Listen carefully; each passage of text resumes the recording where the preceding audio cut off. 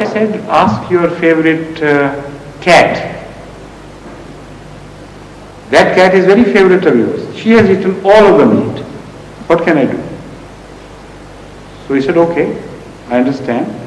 He got up and got hold of the cat and put it on the scale. And on the other side, he put 2 seers.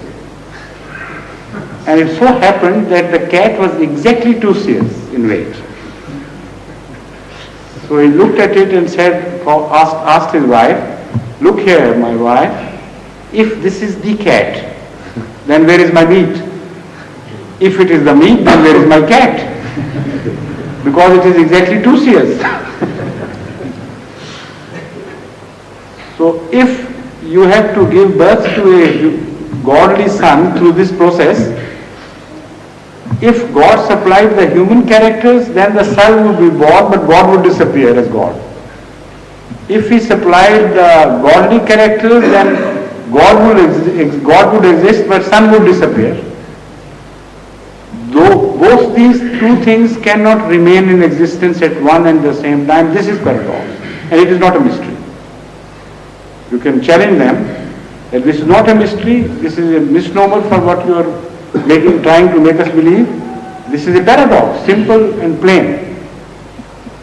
So not only the mystery of 3 in 1 and 1 in 3 as such is a paradox, but each part, each brick which is required to build this concept is paradoxical.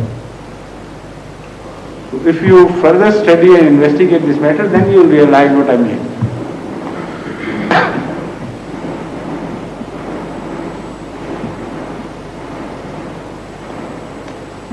Any other questions? This has taken most part of our allotted time, and it was also, I think, necessary to speak on this aspect. In fact, this is subject on which I could speak for hours together, because I have only just started the whole of even this aspect of Christianity is not fully discussed. But I have given you an illustration, and you can go on building your own cases now. Please, Chaudhry Muhammad Abdul Rashid Sahib. So this question is, the explanation I want is, Wallahu yarzuqu man yasha'u bighayri hisab. Hazrat Masih Maud alayhi salatu wasalam has translated this, and then he has explained with the hadith. हदीस है हज़रत मोहम्मद मुस्तफ़ा सल्लल्लाहु अलैहि वसल्लम ने एक दफ़ा फरमाया कि मेरी उम्मत में से 70,000 आदमी बग़ैर हिसाब के जन्नत में दाखिल होंगे, लेकिन जिसके साथ गैरत का तकाजा होगा उससे सख्ती के साथ हिसाब लिया जाएगा. You see, I want to know the importance of this, and then there is another importance of what?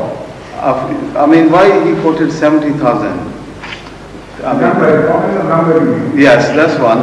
The other thing is, in the Holy Quran, Surah Baqarah, Allah says, يَوْمًا لَا تَجْزِي نَفْسٌ عَنْ نَفْسٍ شَيْئًا وَلَا يَقْبَلُ مِنْهَا شَفَاعَةٌ وَلَا يُقْبَلُ مِنْهَا شَفَاعَةٌ. Could you kindly explain where this fits in with the hadith? They are a little bit controversial, I think. You see, sir, I mean, Allah says, I don't listen to anybody, I will treat each person as he comes, and yet our Prophet Muhammad Mustafa sallallahu alaihi wasallam said, he will be shafi for all of us to some extent on the day of judgment. But this is not the question which you started. This is a different question altogether. Yeah, but they relate a little bit together. I think what I was saying, what a paradox is. Would you please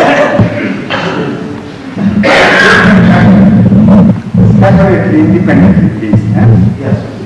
The first question is just about the number, and it finishes there. What you want to understand is that where it is said that Allah will forgive without bringing to account about 70,000, or let's say exactly 70,000 of his servants. They would not be questioned, they would not be embarrassed by examination or cross-examination. they will be permitted to go to heaven, to paradise, without any let or hindrance. That is what is meant. So you want to know why 70,000? The fact is that the figure 70 and figure 1000, both in Arabia, are found as numbers of perfection.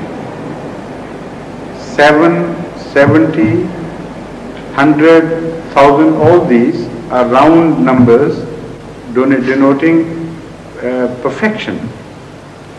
So if a large number is to be, if somebody has to say that I speak of a large number, in Arabia he would say 1000 or 1001 as they say, and 70 or 70,000. These are the common popular numbers. Also 7 is a number of perfection. And also 80 is a number of perfection in Arabic. Huqaba. That means 80. So this is a style of a language. It does not mean that it is exactly 70,000. It means a large number. By Arabian standards, 70,000 was to indicate a very large number.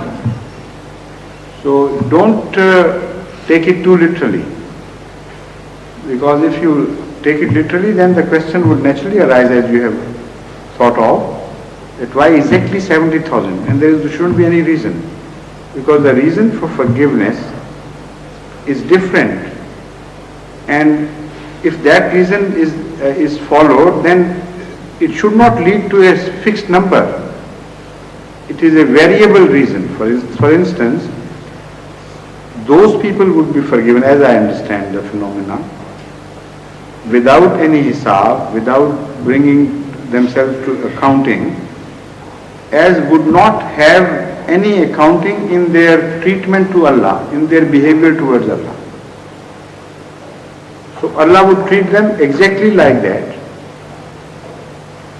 Those who keep count of things when they deal with Allah, Allah would deal with them in the same manner, because this is a principle enunciated by Ahadu sallallahu alayhi wa sallam himself, that Allah told him, Ana inda zanni abdi bi.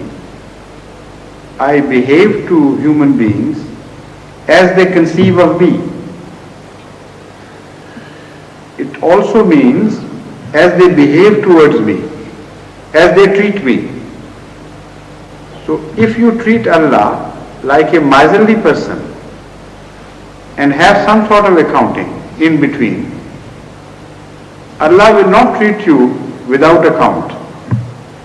Normally, if he is the proprietor of everything, he can do whatever he pleases. But normally speaking, according to this tradition, Allah inda zanni abdi bi, he shouldn't treat you like that. But if there is no accounting in between you, then Allah will not put you to account. This is a situation which can be better understood if you apply it to human relationship. There are families in which the father and the children are not fully intimate with each other, where father thinks my property is different and the child's property is different, and they are not permitted to lay their hands to anything which belongs to the father.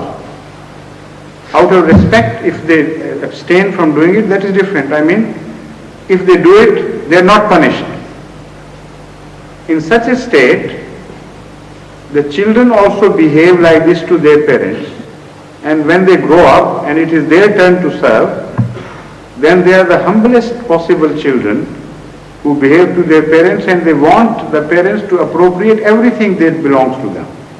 This is a natural reaction. There are husbands who keep account with their wives and treat their own property separately. So the wives behave towards them. On the contrary, there are houses where